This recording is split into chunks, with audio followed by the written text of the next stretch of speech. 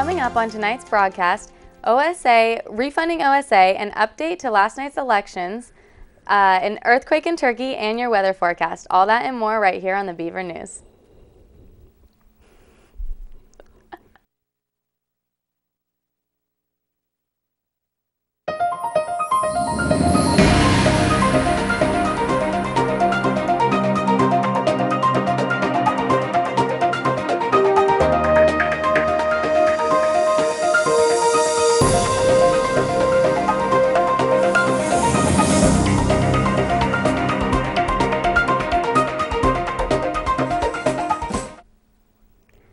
Good evening and welcome to your Wednesday night edition of the Beaver News. We're glad to have you with us. I'm Courtney Cossette. And I'm Anthony Brost. The OSU women's soccer team made history Monday night as they were selected to host the University of Portland Pilots in the first round of the NCAA tournament. Though they reached the Sweet 16 2 years ago, the farthest the team had progressed in the tournament, this will be the first time OSU has been able to actually host the first round game. Katie Karcher of the Daily Barometer is reporting that when the Beavers faced off against the Pilots earlier in the season, they lost 2-1 in overtime. Last Friday was senior night for the team, and until the announcement on Monday, the team's seniors believed it would be the last time that they would play at the Lawrence Field. And now it looks like they will have at least one more chance. According to the estimations of Jack Barth, the Associate Dean for Research at Oregon State University's College of Atmospheric and Oceanic Sciences, the debris caused from this year's tsunami in Japan will arrive on the west coast of the United States between the end of 2012 and the fall of 2013. Depending on the location, the amount of debris will vary. Some areas may be less than one might expect, while others could be more surprising. As reported by Michael Mendez of the Daily Barometer, the earthquake and tsunami killed over 15,000 people on the eastern coast of Japan, and large portions of coastal cities that were directly hit were washed out to sea. The Pacific Current is what is causing the debris to head towards the North American coast. Barth speculates that the time of year the debris reaches the west coast will have a large impact on where it ends up. If it reaches the coast in the summer, he expects it to arrive in Oregon and California, but it will continue farther north if it arrives during colder winter weather. The largest study conducted to show the impacts that would come from using forests on the west coast as a source for biofuel is showing that using the forest for such a purpose would raise CO2 emissions by a staggering 14%.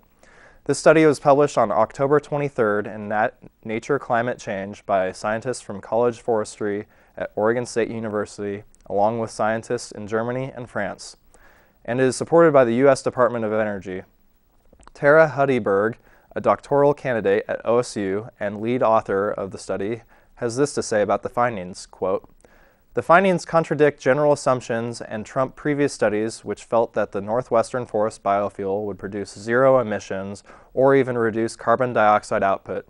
The use of forests for biofuel is widely considered a renewable, carbon-neutral energy source due to its ability to regrow. Our findings indicate the opposite." After a nearly month-long ordeal regarding the future of Oregon State University within the Oregon Student Association, or OSA, the ASOSU Senate voted last night to officially reinstate funding. Josie DeWitt of the Daily Barometer reports that in addition to reinstating funding for OSA, the Senate also confirmed 4 task force directors. The directors included Angela Baxter from Graduate Student Affairs, Blake Vienna of Multicultural Affairs, Joseph Doobie from Community Affairs, and Bootsveth Chip from International Student Affairs. The next Senate meeting will not be held during its regular time, Tuesday at 7 p.m. next week, as it's approved President Tonga Hapoi's request for a joint session instead, to be held on Wednesday at 7 p.m. The Valley Library here at OSU is sure to make an impact on student research and use in years to come. Kelly Ward of the Daily Barometer reports that consolidation of the research will allow students and researchers more of what they need. The Valley Library officially announced that it would combine special collections and university archive sections as a means of reorganizing its blueprint. While these systems have been previously kept separate, they can now be found in one organized area. If you have a car here on campus, then you might want to listen up. Over the past month, there have been 18 accounts of cars being keyed by vandals. As of now, there is no pattern to the trend, and both student and staff cars alike are being targeted. However, as reported by the Daily Barometer's Dominique Loberg, police have arrested 19-year-old OSU student Jennifer Jang after witnesses saw her key 2 different cars in a nearby parking lot. Jang was arrested on charges of first and third-degree criminal mischief. However, since the arrest, there has been no change in the amount of vandalism. Oregon State University campus security and the Corvallis Police Department urge students and staff alike to report any suspicious behavior of individuals in parking lots. As of now, police are unsure as to whether or not this is an organized group of vandals or a single individual. And besides from one intentionally personal attack, there seems to be no pattern in these incidents. We are taking a quick break, but we will be back with your national stories as well as a weather update. Stay tuned. Pants, pants, pants. I am folding the pants. The pants are long. Do they go on my head? Do they? Do the pants go on my head? No. They go on. Everyday moments can become teaching moments because learning starts long before school does. Give your child the start they need at bornlearning.org. Hey. It's pie. Brown bagging lunch instead of going out. $6 save times 5 days a week times 10 years is $21,000. That's a lot of lettuce. Small changes today, big bucks tomorrow. Feedthepig.org. Hair loss. Now this rash on my face, what's going on? For answers, ask your doctor the right question. Could I have lupus?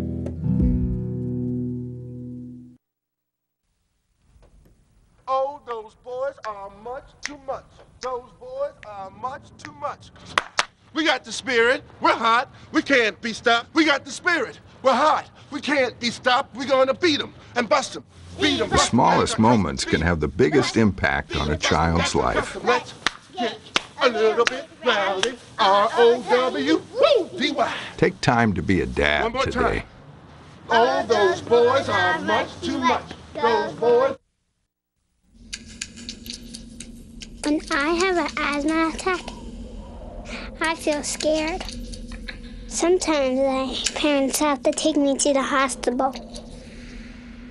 I feel like a fish with no water. You know how to react to their asthma attacks. Here's how to prevent them. Call 1-866-NO-ATTACKS. Visit www.noattacks.org or call your doctor. Because even one attack is one too many.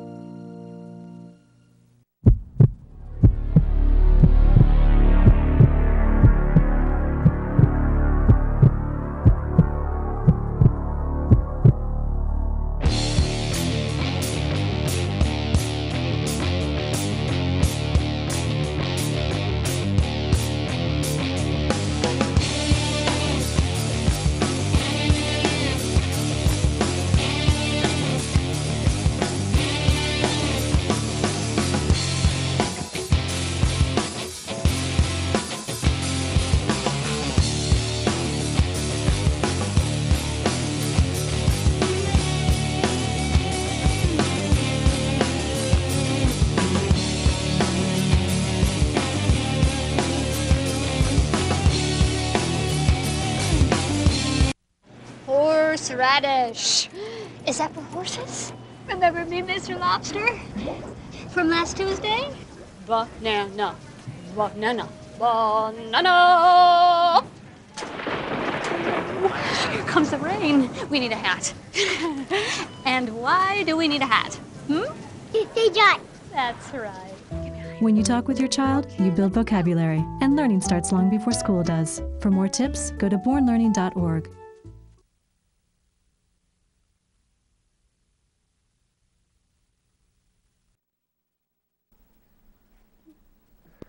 Welcome back to the Beaver News live here on Channel 26.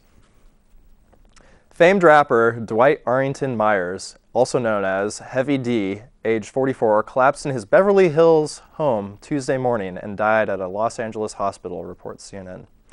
His hip-hop career started in 1987 with his group Heavy D and the Boys.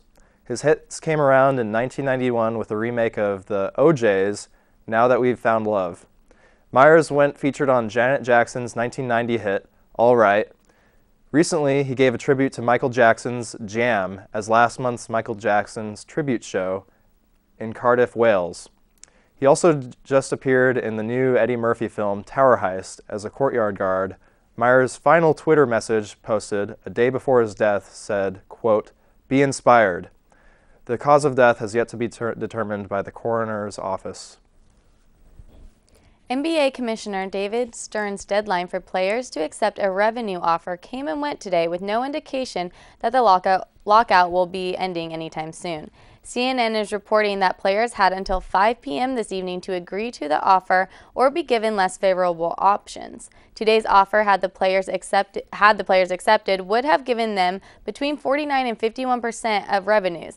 The next offer, however, will grant them only 47%, along with a salary cap.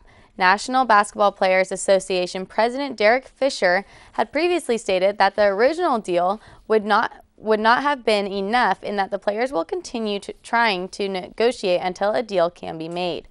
The league's owners began a lockout of players in early July, and games have thus far been canceled until at least November 30th. An asteroid the size of an aircraft carrier passed within the moon's orbit Tuesday evening. The closest object that is more than around 6:30 p.m. Eastern Time, the asteroid 2005 YU-55 came within 202,000 miles of the Earth. To put that into perspective, it's just 4/5 of the distance to the moon. According to scientists at Purdue University, if the asteroid crashed into Earth, the impact would cause a 4,000 megaton blast with an earthquake with 7.0 magnitude. If it had fallen into the ocean, it could have caused a 70-foot high tsunami within 60 miles of the crash. The last time an asteroid was this close was in 1976, according to NASA, and the next occurrence will be in 2028. We now go to the weather update from Brittany Warr.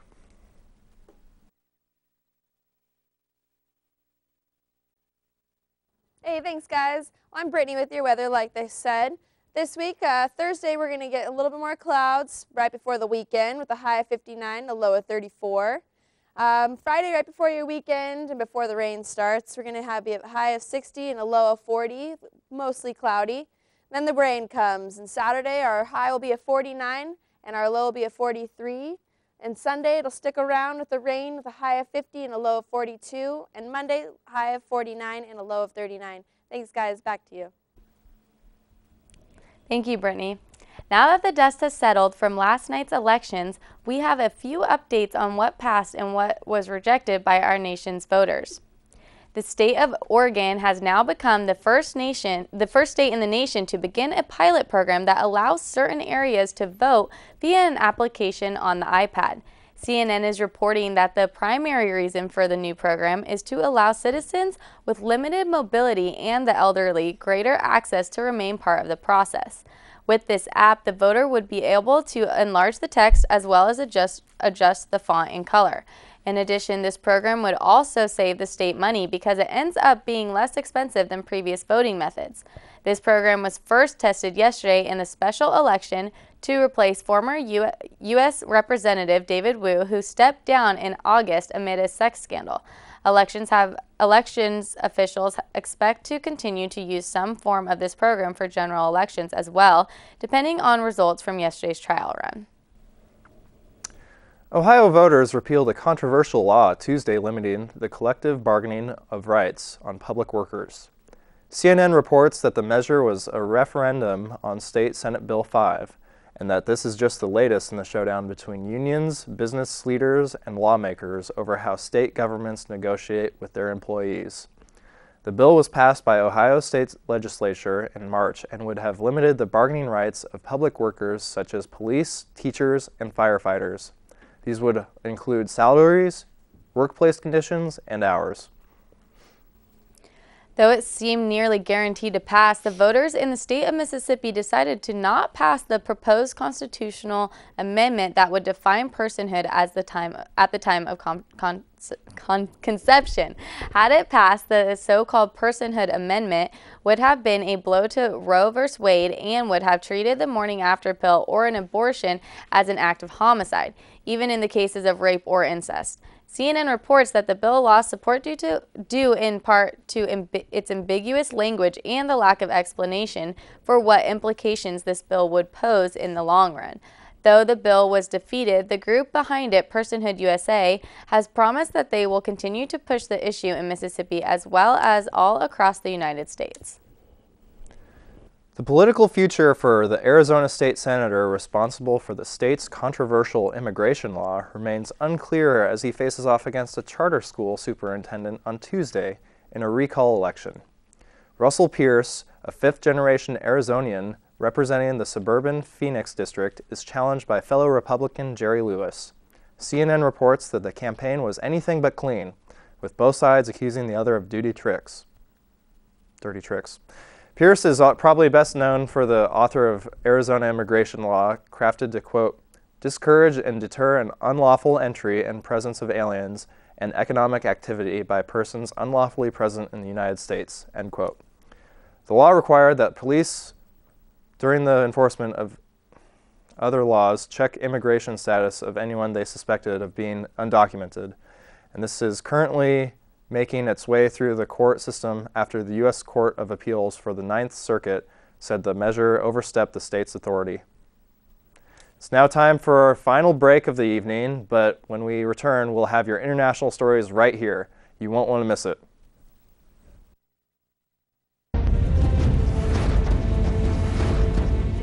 When you open a book, you can explore new lands, make new friends, and discover new adventures. There are amazing possibilities when you open your mind to reading. Explore new worlds. Read. Just put your hands up, TV land. Yo. Paradise is lost, I'm paralyzed by the imperative cause. She's sharing a coffin with the gods that I've crossed, and day by day I'm looking for another outlet. I shout, but I've yet to be heard. The fear of flying, broken wings of a bird. The feelings unnerved, absurd with my words. A pseudo-intellectual that's just dying to serve. A fallen angel, fate filled with flaws and misfortune. Claw marks on the side of the well. The people attempts to be tortured. Swords drawn to the necks of the demons. Another metaphor, me just trying to protect all my feelings. The criminal dealings led us to the brink that's demonic. Born an angel, but I'm bringing back a plate that's bubonic. A profit like the narcotic product you got up in your pocket with more shock value than an electrical socket. The angel act, I dropped it like the sword of that dude Loki. So while you're on your deathbed, speak those words that you told me. Come on. You told me, you told me, you told me.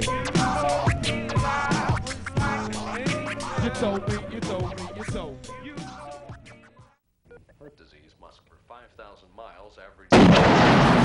If you're in danger of losing your home to foreclosure, call today, because nothing is worse than doing nothing. Have a banana.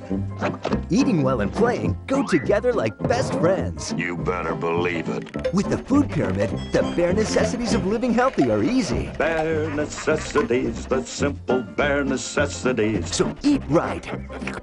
Be active. Now move. That's it. And don't forget to have fun. That's the way to be the best.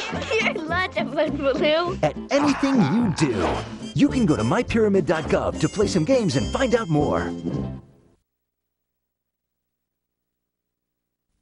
Thanks. You believe this guy? Are you trying to start a wildfire?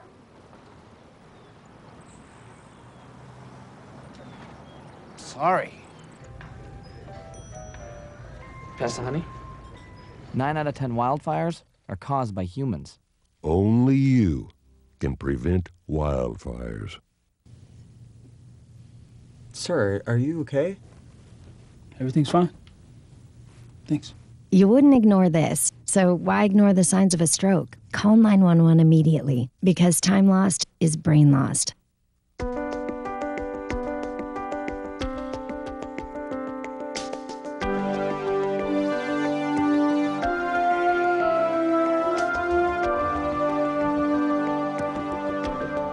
Tú no eres un superhéroe.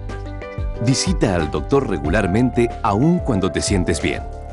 Así podrás seguir cuidando a los que sí te ven como un superhéroe. Para más información, visita ahrq.gov. G-morning, sunshine. Wakey, wakey. You up? What'd you dream about? Me? JK. Text me back. I'll keep texting till you wake up. Are your parents home later? Is this something I did? Exclamation point, We're in a huge fight right This now. Isn't a joke. Hello? Text me. I present to you Algebra 2.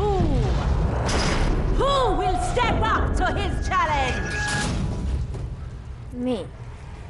Take on the tough classes now. You need them to prepare for college. 3 out of 4 kids are not as secure as they should be because their car seats are not used correctly. But the latch system makes it easier to get it right and to hold your kids tight. Anchor, tether, latch. Learn more at safercar.gov. Welcome back to the Beaver News right here on KBVR. In 2009, Air France Flight 447 crashed, tragically killing all 228 passengers and crew aboard. Last spring, the wreckage was recovered and bodies were first able to be brought to the surface to be identified. CNN is reporting that as of now, 153 bodies have been identified of the 154 they have been able to bring to the surface. The unidentified body is currently undergoing DNA tests in France, and 74 bodies still remain in the water. It took 4 searches over the course of nearly 2 years to locate the bulk of the wreckage, primarily due to the location, with the majority of the bodies in a mountain range deep under the ocean. Finally, having their loved ones identified will hopefully bring some sense of closure to the many impacted by this devastating crash. Daniel Kish has been completely blind since he was only 13 months old, but this doesn't stop him from seeing. CNN reports that Kish has trained his brain to use his ears to see. He clicks his tongue and then listens as the sounds bounce off nearby objects. He trained his brain to turn these sounds into an image. Using the help of his cane, he can mentally depict objects. Kish has a goal of teaching this technique of human echolocation through his nonprofit organization, World Access for the Blind. So far, 500 children have been taught to see with their ears. Kish tells, quote, "It isn't that difficult to teach. It really isn't. I believe that the brain is already at least partly wired to do this. All that needs to happen is the hardware needs to be awakened. It needs to be activated, and we believe we've found a way of doing it." End quote. Controversy has arisen with the technique, with some people worrying that it could make blind people seem like superhuman freaks. Kish responds saying that, quote, "This is not aimed at making our students daredevils or super blind or anything like that. It's really aimed at opening opportunities and helping students lead day-to-day lives." A deadly earthquake struck eastern Turkey today, leaving at least 4 people dead with 50 more buried under rubble. The 5.7 magnitude quake struck at 9:23 p.m. local time, or 11:23 a.m. Pacific time. CNN is reporting that 25 buildings collapsed, 3 of which were occupied at the time of the quake. The majority of the damage occurred in the town of Van. This quake comes on the heels of a 7.2 magnitude earthquake on October 23rd that also affected parts of eastern Turkey, including the area around Van. That quake resulted in the death of more than 500 people.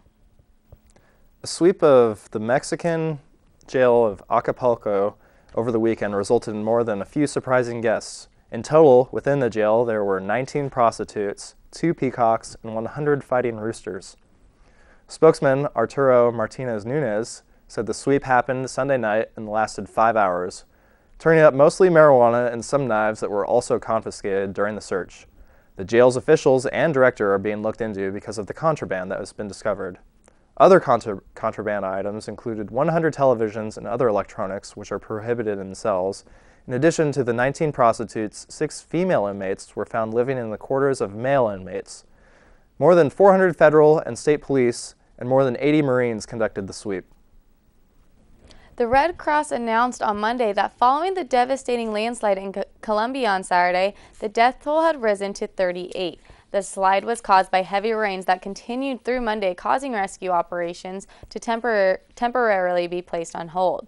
There have been around 100 volunteers working in shifts to repair the damage and help those in need, while Red Cross spokesman Leandro Soto says that they still hope to find survivors.